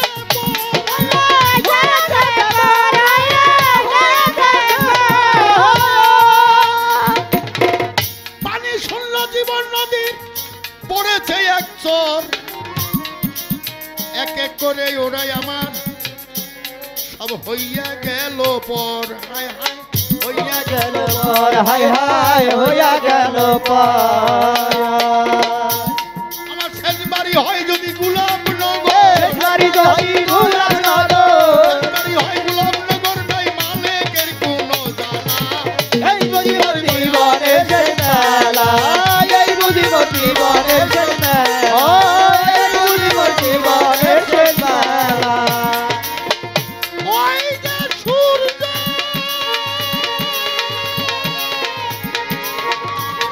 সূর্য,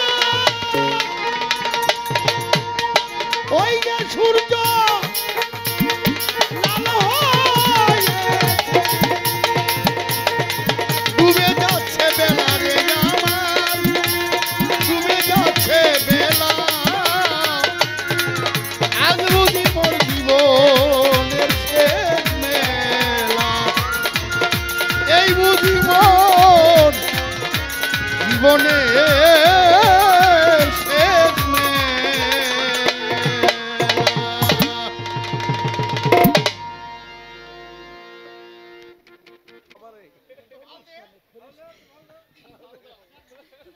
যাই হোক, রাতে দিনে দিনে রাতে গান চলছে। এখন তো সিজন, ওদিক দিয়ে আবার রোজার সামনে চলে আসছে, সবাই তাড়াহুড়া লাগাই দিছে, যে যেমনে অনুষ্ঠান করতে পারে। আমরাও আবার যাওয়া শুরু করছি, এলা গাইতে পারি আর না পারি, যাই একটু দাঁড়াই। তো বয়ে বয়ে কইছিলাম এক বুড়া আরেক বুড়ারে দেখলে একটু শান্তি, এলা গান গাও কার না গাও, যে আইসে আমগো শুরু করলা বয়াতি দেখি বাচ্চা আছে কেমন আছে। তা আসলে এইটাই বিশাল একটা আনন্দের বিষয়। সেভাবেই আমাদের সময়টা খুব আনন্দে কাটলো। তো কাটার মধ্যে পাল্লা গাইতেছে আমি আর আমার মালিক সরকার বাবা। এখন সাথে সাথে আমার তিনটা মাইয়ার একটু খোটা দিয়ে ওগো কি দোষ কর, ওগো আমিও ভালোবাসি ওরাও ভালোবাসি, কোথায় মা বাবা কোথায় ঘর বাড়ি সব থুইয়া আমি তোকে ভালো খাওয়াইও না ভালো পড়াইও না, তারপরে আমারে ওরা মহব্বত করে আমার সাথে সাথে থাকে, আমার কষ্টের ভাগিদার। ওরা কিন্তু ভক্ত, আমার টাকা পয়সা আমার রক্তরাই খাবে, কিন্তু ভক্তরা কিন্তু সেই দাবিদার হবে না, ওরা শুধু চায় ভালোবাসা। এজন্য বলছিলাম যে রক্তে চাই ধন আর ভক্তে চাই গুরুর চরণ। ওদের কর্মে আমি একটু ওদের মুখের দিকে চাই যদি একটু হাসি দেই, এইটাই সবচেয়ে বড় আনন্দ ওদের। এটা ছাড়া ভক্তের আর কিছু থাকতে পারে না। কয়েকদিন গান গাইতে গাইতে এমনি থুতা হয়ে গেছে, ড্যাম ড্যামা ড্যাম ড্যাম হয়ে গেছে। আর তার মধ্যে আমার মেকআপ কুনসুম, একদম মন চাই বাবার সামনে একটু পানি দিয়া তারপরে মুখ ধুয়ে দেখাই, এক ফোঁটা মেকআপ যদি বাইর করতে পারে তাহলে আজকাল 52 টাকা ব্যাগ দিয়ে দিব।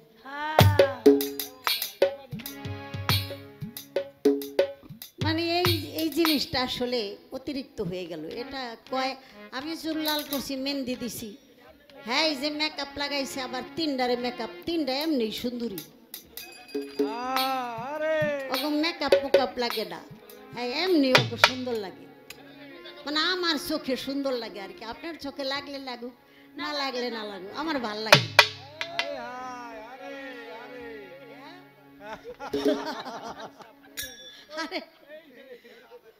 আরে এই দূর সাপ সাপ, আপনি সাপের গান গাইছেন না, এলাকা সাপ লইছে একটা, যা করে ভরে তো ওইটা পোলা পান্ডে দেখায়ও না। একবার সামাদ বাই সাপ দেখাইতে গিয়া এক মহিলা ভয় পাইয়া ঘরে এই যে ঢুকছে, ওই ঘরের তোনার বাইরে পরে হাতে ধইরা পায়ে ধইরা ওই সাপ নিজের গলায় পেঁচাইয়া বুকের মধ্যে লাগে, বহুত কাবিলাজি আর কি গেছে। তো যাই হোক, একটু পরে তোমার সময় আইতাছে, আগে একটা গান আমি রাখি।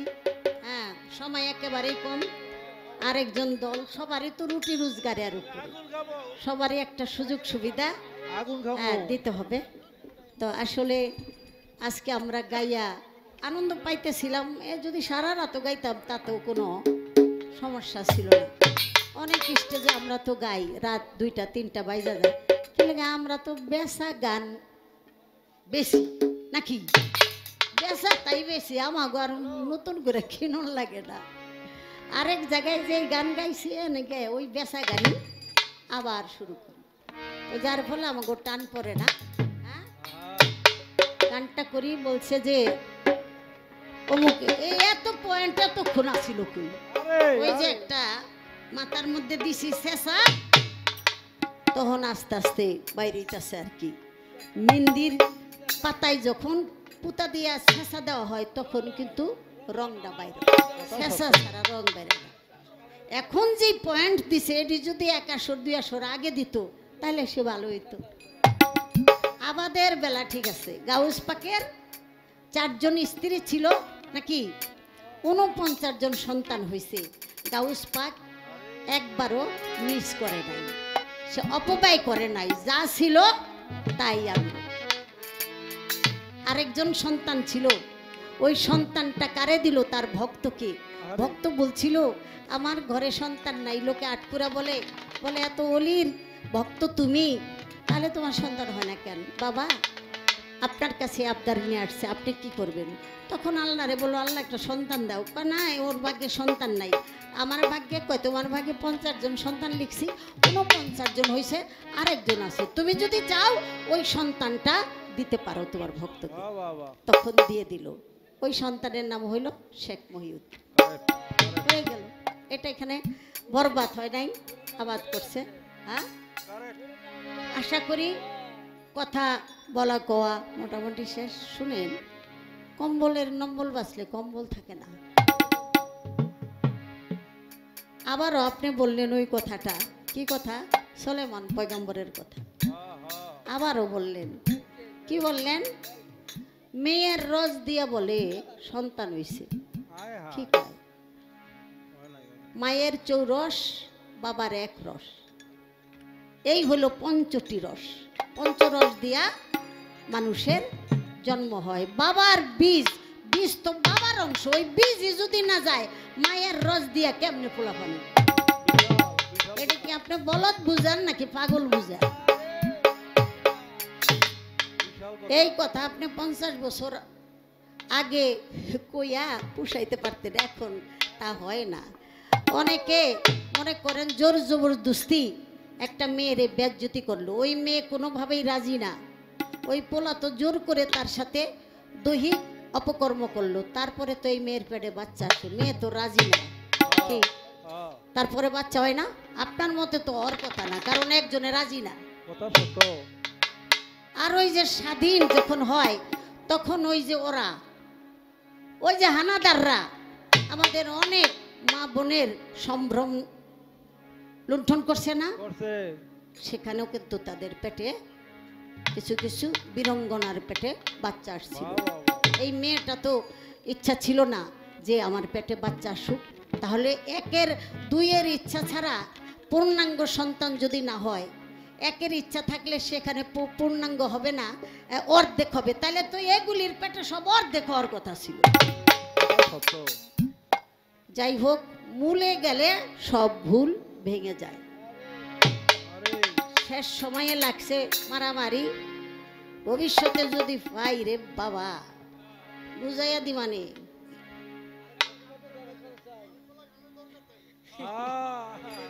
হ্যাঁ, পরে বুঝাইয়া দিবানে আবার যদি পাই।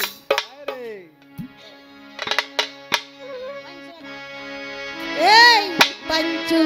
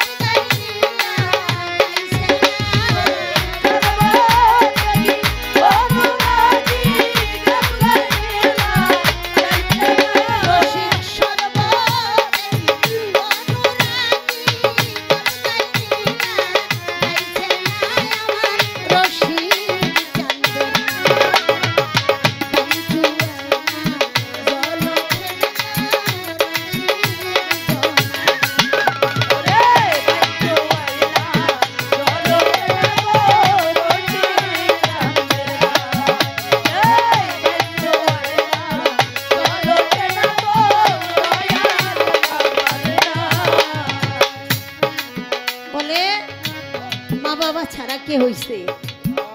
ঈশা নবীর বাপ লাগে নাই, হয়ে গেছে। আচ্ছা, সীতা দেবী বনবাসে, সাথে ছিল লব।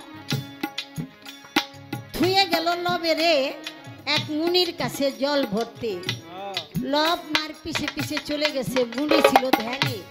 তাই চিন্তা করে চোখ খুলে মাই থুয়ে গেল আমানত, যদি আমি না দিতে পারি তাহলে তো মার কাছে আমি দোষী হয়ে যাব। তখন জঙ্গলার ওই যে কুষা, ওগুলি নিয়ে কয়টা পাতা ফু দিছে, আর লবের মতো একটা পোলা পাশে নিয়ে বসে রয়েছে। মা সীতা আসছে ছেলে নিয়া বাবা তোমার পাশে এই ছেলে কে? কয় মারে লব যে তোমার পাশে পাশে চলে গেছে, আমি তো ধ্যানে ছিলাম, তাই ভাবলাম তোমার কাছে কি জবাব দিব, এই জন্য আমি পুষ্পাতা দিয়া আমি একটা ছেলে বানায় রাখছি। তাই আজ থেকে নাম হবে ওরা দুই ভাই, লব আর কুশ। এখানে কোনো কি রজেরও দরকার হয় নাই, বীজেরও দরকার হয় নাই, পুষ্পাতা দিয়া ফু দিয়া ব্যাস। ভুরি ভুরি প্রমাণ আছে, এরকম বহুত প্রমাণ আছে, মুখ দিয়া কইব আর হইব। সৃষ্টির জগতে এটা হলো শিবলিঙ্গ আর জীবলিঙ্গ। জীবলিঙ্গ দ্বারা অনেকেই নেয় না, এটা হলো শিবলিঙ্গ দিয়া যেই সন্তান জন্ম দেয় সেটা হলো সৃষ্টির, আর সেটাই হলো ভক্তকুল। গুরুর জিব্বালিঙ্গ ভক্তের কর্ণজনী, কর্ণজনীদা জিব্বালিঙ্গ দ্বারা যেই বীজ মন্ত্র দেয়, ভক্ত কর্ণজনীদা গ্রহণ করে তাতে জ্ঞানের সন্তান জন্ম।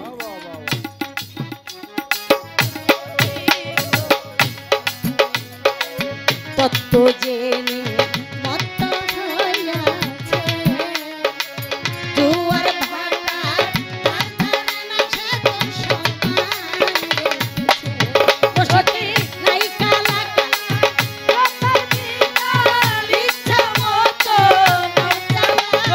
নাই কালা কালা বিকাল ইচ্ছা মতো রসিকের নাই